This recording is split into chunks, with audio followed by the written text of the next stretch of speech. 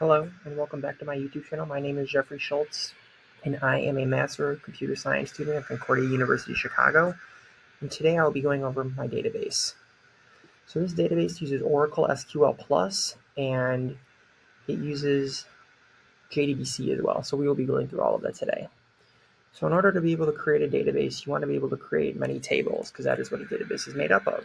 So I am specifically doing one for a hospital, as we can see here. And I have many tables that go from patients to departments to doctors to department heads, appointments, treatments, so on. I have full 27 tables in my database. So the way to create this is by going through all of these and choosing appropriate data types for each of them. So as we see, it is going to be good to identify patient by number. Through ID, you want to know their name, their first name, last name, date of birth, gender, address, phone number, email, their insurance provider, insurance number if they have these. So what you want to do is you want to create a primary key, and primary keys can oftentimes be formed into composite keys, which is really important, and we'll be going through that in a little bit. But for this table, since we only have one ID, which is going to help identify a patient by their name and their other credentials and demographics, we will create the patient ID as the primary key, sole primary key. We'll do some inserts, and as these inserts go, as you see, I'll click through one, it'll align with the patient ID. When I click on his first name, it'll align, Doe for his last name, date of birth, so on and so forth for all of these. So when you're doing an insert into a database, you have to be able to, when you do an insert, you have to have them in the exact order that you declare them, the attributes in your table. So patient ID, first name, last name, date of birth, gender, address, phone number, email, insurance provider, and insurance number in that exact order. And once you do a bunch of inserts to your database, I just did 10 for each just for sampling. You want to use this keyword called commit. This is going to commit them into your database and just keep them there permanently as long as your DDL is functioning. So right here, this is called the sequence, and this I want to highlight because this is really important, and this is going to come in later with the Java Database Connectivity, or JDBC.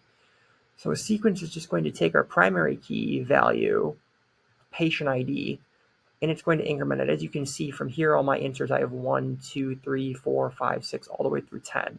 It's going to align with the patient ID.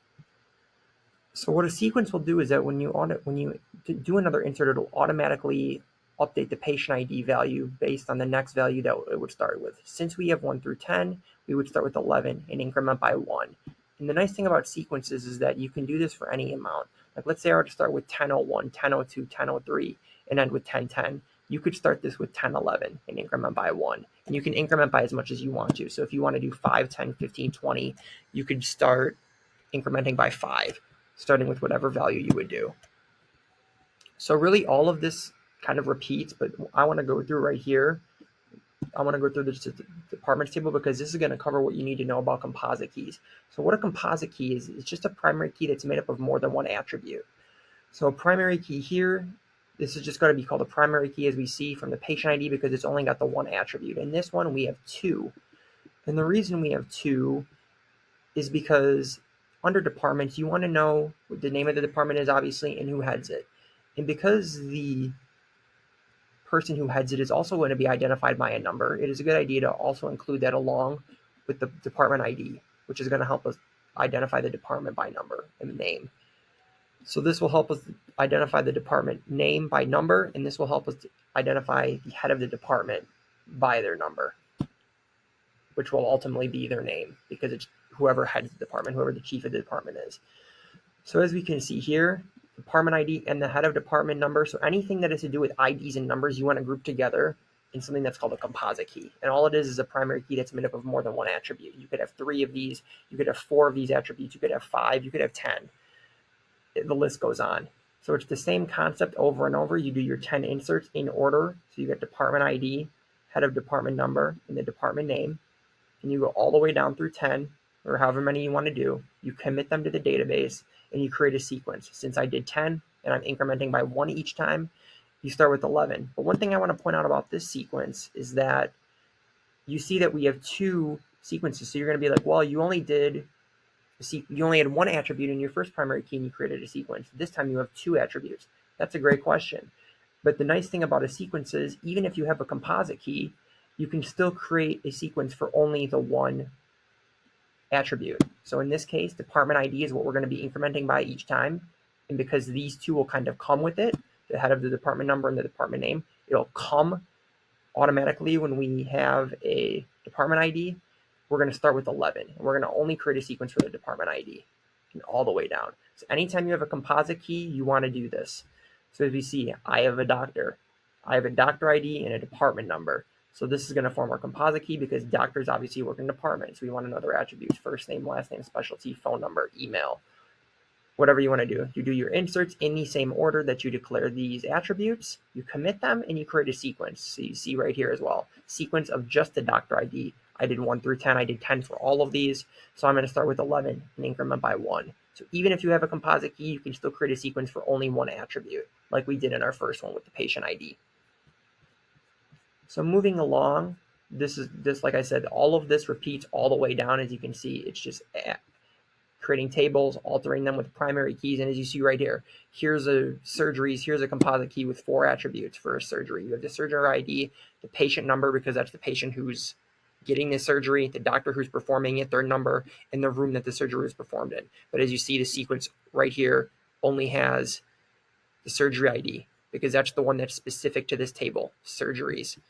So we're going to only create a sequence for that, because the rest of these attributes, the patient, the doctor, and the room number, that will come along with the ID of the surgery.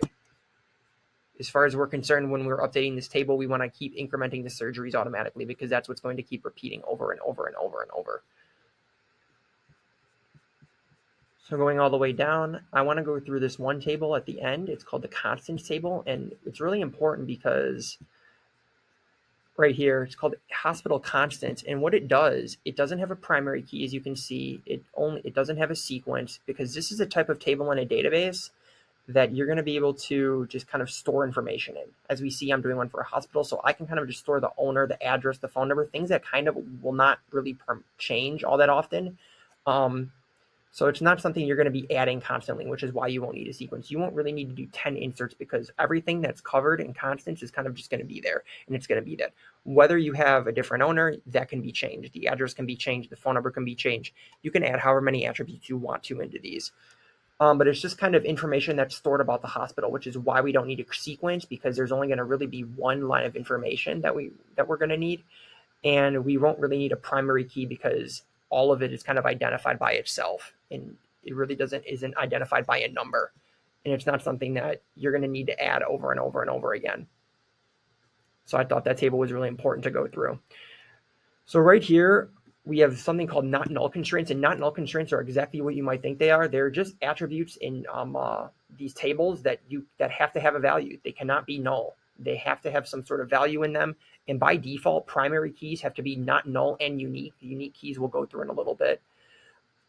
But not null constraints are just values in your tables that have to not be null. They have to have some sort of value. So as we can see from the patient's IFRM, there's going to be a lot of these, because you have to go through every single table and to kind of determine if I'm inserting data into this attribute, does it have to have a value, yes or no? There's some that are going to be no. So that's just kind of like a logical check for you as to being like going through your tables and kind of determining what you want to have to, what you have to make sure has a value and what doesn't. So that's the first type of constraint. The next type of constraint are going to be our uniqueness constraints.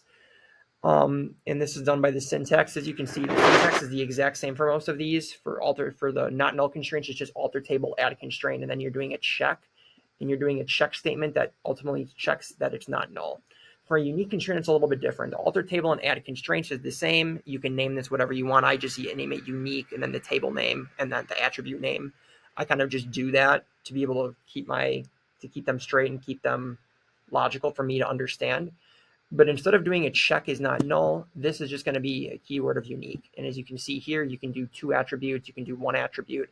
I did here the full name, and all it is checking is that the first name and the last name are unique, either or. So two first names can be the same, but the last names for both of them have to be different, and vice versa. 2 last names can be the same, but 2 first names could be different. That's just checking to make sure that both of these combined are unique. And all the way down for all of these, you just go through all of your tables and determine what cannot repeat. Here's another good one, insurance number and H patient. If somebody has an insurance number that is unique to them, that cannot repeat. So it has to be unique for every insert you do with patients because no two insurance numbers will repeat. And then the last type of constraints are called foreign keys. And all of this is just kind of saying, hey, this value that I have and this attribute in this table that I have is referencing another. So as we can see here, my appointments table, I have a patient number, and it's going to go back to that original primary key in H patients that I first discussed with you. And it's going to reference the patient's attribute of the patient ID. So even though the patient number is in a different table, it's still going to reference and have the exact same value as the patient ID in our original table. So this is going to be the same for all the way down, and that covers our full DDL. I have a lot of code and a lot of constraints because like I said, I have 27 tables through all of these, but the same logic and the same type of process just repeats over and over and over again until you're complete. So moving on to the next file, we have our deletions file. And in order to do this, like let's say you want to make a change to your DDL. This file is going to be extremely important because if you make a change to your DDL, you're going to have to drop everything that you have, and we have to drop all of our sequences. And I explained to you what a sequence does. It's kind of just going to automatically increment from where we last left off in our inserts to a database table. And then the same thing with all the relations. We have to drop all the relations, and then cascade constraints just means we're going to drop all the constraints. So this is dropping all the tables and their attributes, and then this is taking care of all the constraints, and then all of our sequences are going to also be deleted through this drop sequence. So you might ask me, why does drop sequence come before drop table? Because isn't a sequence contained within a table?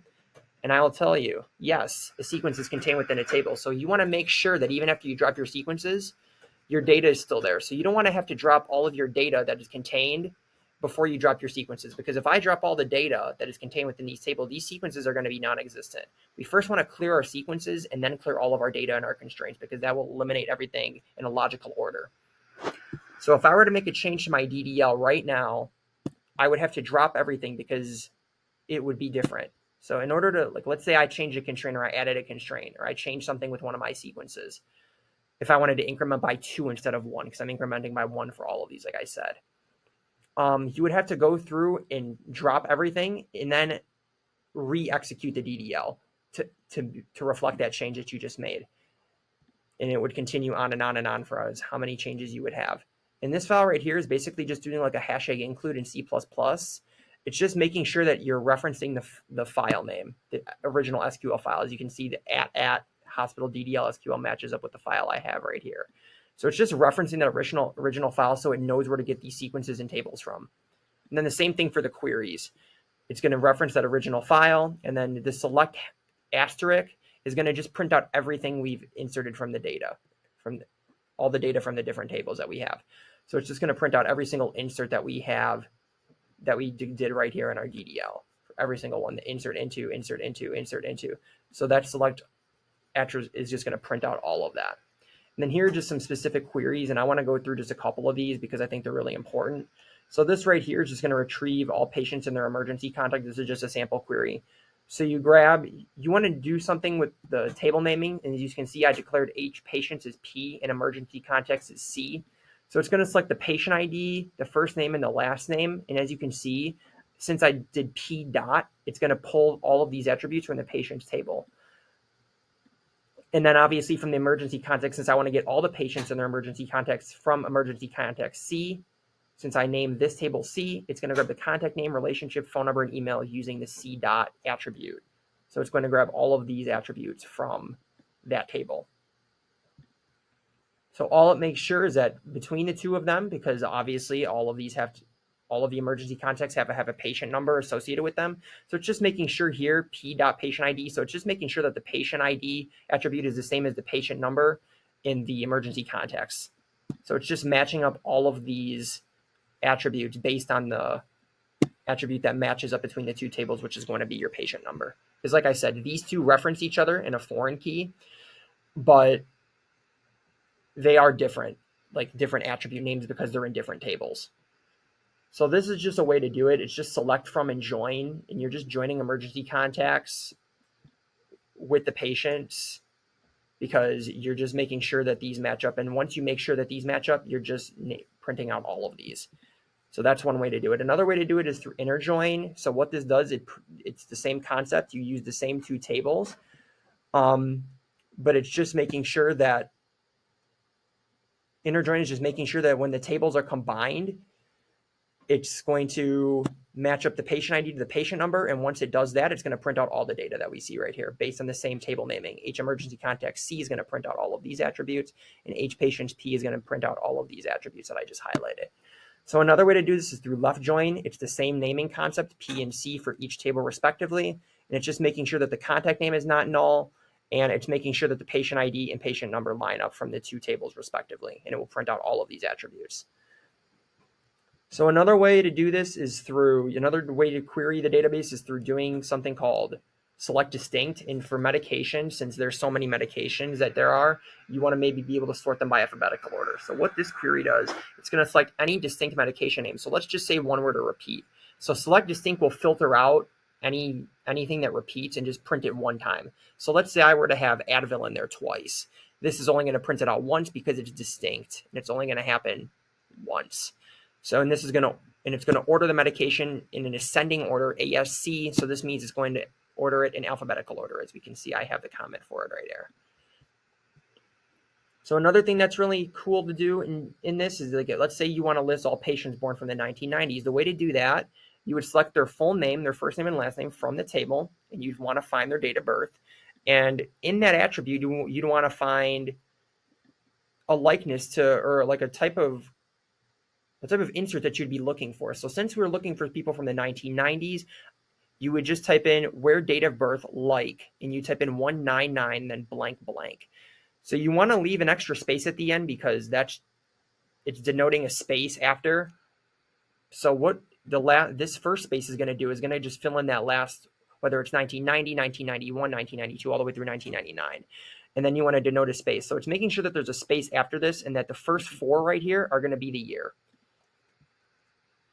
So here's another example of a query, and this is going to select the email of a currently non-existing patient. I put my own name in there. So you want to just select the email from the H patients, and if you look at my name, if we go back to our DDL here and we go back to H patients, you will see that first name and last name, I put mine in there from right here. First name is Jeffrey, last name is Schultz, which is my name. As we see from right here, none of these queries match my name. So it is possible to have a query where it does say there's no data been found. So this is really important to note. So if you're ever looking at a query and you're doing this and you're like, why is there no data? This is a possibility that there is just simply no data that matches the query that you made. So this last one is really important. So you can do something called where exists and where not exists. So what this does, this is going to find the patients with any billing record. So you want to be able to go from billing B, you want to be able to call the same table twice. So you want to be able to select one. So one in Boolean is going to be true. So this is going to just basically mean select true. And you just want to make sure that for the two times you call H billing, the patient numbers are going to match. So if one were to have it and one were to not, that query would not print. This is making sure that it is doing that. It is both tables, B1 and B2, even though they're the same table, it's making sure that they match, and it will make sure that all patients with any billing record will exist and print out here. So you can also find patients in H patient insurance who do not have any billing records, and so you can call the patient insurance table once, and you can do the billing table again. So you want to, and even though these are different table names, you want to still make sure that the patient numbers match up, and you want to select something that is truthful, but it is not existing. So even though it's select one for both of these, the key part is where it says where not exists, because this is selecting truthful statements where something does not exist, and this is selecting something truthful denoted by one where something does exist. So that covers the queries. Now moving on to one of the most important parts of this project, JDBC. So JDBC is best defined as Java database connectivity, and all it really means is that it allows users to be able to interact with the database without having any SQL knowledge and just through executing a normal program. So the way to do that is through first being able to connect to the database. Obviously, we want to be able to connect to the database because we can't do anything that I've just gone over through doing inserts, through creating sequences, through dropping tables, through making queries without having a database connection. You cannot do any of that without it. So something that's really important to do is having a class that initiates and manages database connection. So the way you would do that is creating a function here called in that class called get connection. And what you'll do is you'll prompt the user to enter their database and password along with getting the URL for the database. So it's just denoted by JDBC Oracle thin. This is going to stay the same every time. And this is just telling you what the port name is. As we can see here, I was working on a different computer with this URL, but like let's say right here, we can see that the host is the local host. So right here, we could just change this to localhost. And then you want to have the port name as well after this. So you're going to type in the port name that Oracle runs on. That will be 1521. And then the service name, which is just going to be /ORCL, which is just Oracle. So this would be the way for you to determine what your URL is. And then along with your database and password, you will be able to use this built-in function through a class called driver manager that I've imported right here to use the function called get connection using these three arguments, the URL, the username, and the password. And once this connects successfully, it will connect to the database. Otherwise, it will let you know through a logging statement, and it will tell you that it failed to establish a connection to the database. And this logging class is really important. I create one right here, a logging object through the logging classes that you import through Java right here. You would create a logging class that would be able to log statements and kind of let you know where these errors are occurring if they do occur. That's just really the point of this. So same thing for closing your connection. You would just use if the connection is not null and the connection is not closed, you will just close it. And it will tell you it has been closed successfully. Otherwise, there was an error while closing the database connection. So this is really all you need to do in your database connection class, because it's just making sure that you get a connection and close a connection. And everything, once you've connected, you can kind of just do everything that you want to do, which is I'm going to start going through that in these files. So I have a patient manager, a doctor manager, a department manager, an appointment manager. These might look familiar. Why? Because either the same names as the tables I have. So I'm going to go through the patient manager only because a lot of this type of logic repeats over and over. I'll scroll through the other files just so you can kind of get an idea. But the logic in the way you go about doing this is the same almost every time. So what you want to do is you want to create a logger class for all of these, like I said, because you want to make sure that you're knowing where those errors occur and what they are if they do happen. And we're going to use some classes called result set and prepared statement in these, and these are really important. We're going to go through them right now. So what you want to do is, in order to add a patient, it's exactly like you think. I've added patients to my DDL through insert into. You're just going to create a string and name it whatever you want to. I named mine SQL just because it's executing an SQL statement. And you're just going to do insert into H patient along with the exact amount of attributes that you have, your patient ID, your first name, your last name, your date of birth, all the way through, the ones we just went through. So what's neat here, though, is, and I want this to note, is that because we have our sequence in that, and that's going to be automatically generated based on where we last left off. Like I said, I made 10 inserts. The sequence will start at 11 the next time we do one. So this is going to automatically generate the next value. So as we see, sequence underscore patient ID was the name of my sequence for the table, and it's just dot next val. So it's just going to automatically go to the next value that is there. So you might be asking, why are there a bunch of question marks that follow these? Because I'm assuming that they relate to these attributes, which they do. But how do we know that? What are we inserting into if there's a bunch of question marks? So this is where our prepared statement comes in. So first, in order to execute an update to this, we have to get a connection, obviously, through the file that I just went through in database connection. And all it's going to do is going to prepare a statement with SQL, which is the name of our string. And it's just going to prompt us to enter in your first name and last name, date of birth, gender, address, and phone number. So the question marks are there because they don't know what exactly you're inserting because it can change every time. So obviously, my first name, last name, date of birth, gender, address, and phone number are going to all, an email, an insurance provider, insurance number, they're going to all be added. They're going to be added randomly because they could change every time. But what I wanted to go through about this file specifically is these two right here, the phone number and the email. So this is a way of checking that the phone number has to be 10 digits in Java, and this email is a way of checking this format is going to make sure that we're following the specific naming for the email. So as we can see, it's going to make sure that this one is 10 digits through this syntax right here, and this right here is going to make sure we're following the email format. As you can see, it's at whatever, at an email address, dot whatever, because anything can follow before, whether it's my name, it can be Jeffrey Schultz at whatever.com. So this is just making sure we have that @ in there and we have the dot in there and the text between it to make sure it's a valid email format using Java. But other than that, it's just entering all of this and being able to set everything because it's all strings that we're entering. We're going to just use the prepared statement, which is what all of this is going to be right here, P statement, and it's going to be using that SQL statement to be able to insert all of this. So once we insert all of this, we're going to set the string and execute the update. And that will be that. And now you have a new insert into your database using JDBC. So now, in order to view all patients, it's the same concept. We're going to just select everything from each patient, and we're going to use something called a result set here. We want to still get this prepared statement because we are using that SQL statement. Even though we're not inserting anything and we don't need to execute the update and set anything, we are still using a prepared statement through this SQL statement to be able to retrieve something. So we still need that there.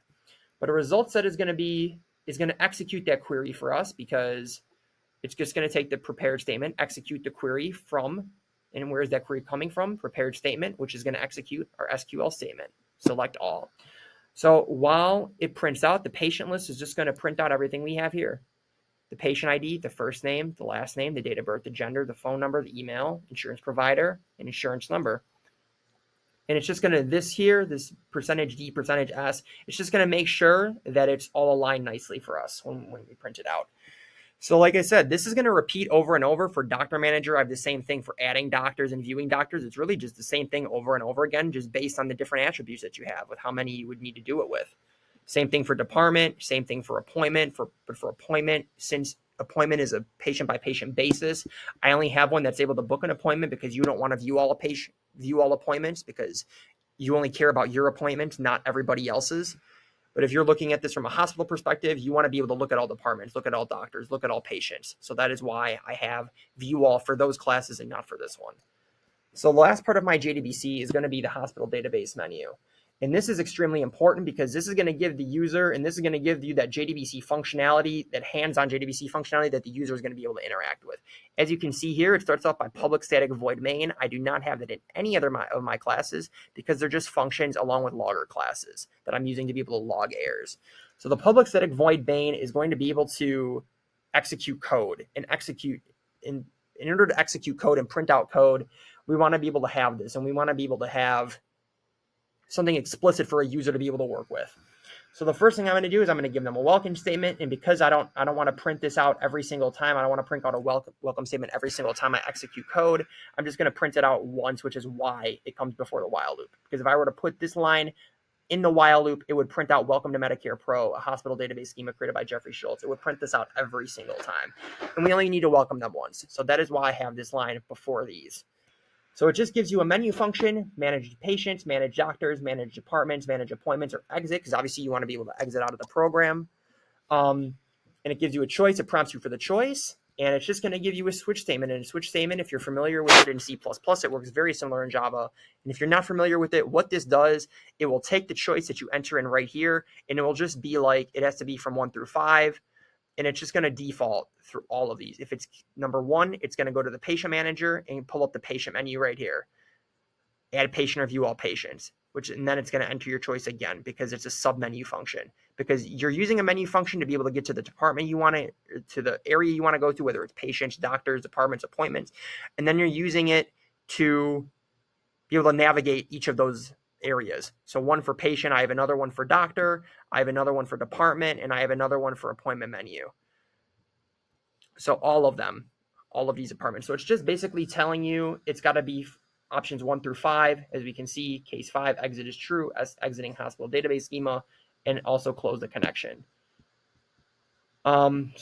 And then obviously, like let's say I were to enter 6, let's say I were to enter A, let's say I were to enter a slash. So anything that is not, quite literally anything that is not here. So let's say I were to enter a slash here, /A plus 2. That's obviously not an option, right? That's just something I'm making up right now. Like let's say you only can enter 1 through 5. So this right here is really important, this default. So this is just making sure that anything that's invalid is handled. So whether that's, like, let's say I were to enter 7, obviously that's not an option. We only have 1 through 5. Default will automatically print out this is an invalid choice. Please enter a valid option. So it's just making sure that we are entering only 1 through 5. And based on what we select here, we will have a submenu function for patient, one for doctor, one for department, one for appointment that helps us manage each of those individually. So it's just more of a scalable approach because you can just keep adding to this over and over and over through all of this through using, since we have a database connection class. So if I were to add another class to this, another Java class to this, I could just add the database connection class to that along with its functions. And then once that class would be completed with whatever function I was going to add, you can now add that to this menu function. You would just have to add another line for the menu function and add another submenu function that handles whatever you want to be able to manage. So, and this will be able to allow users to execute SQL statements to a database without actually knowing SQL. So thank you very much for watching. This covers everything about my database, a hospital database schema using Oracle SQL Plus and JDBC, Java database connectivity. I appreciate you watching and have a great rest of your day.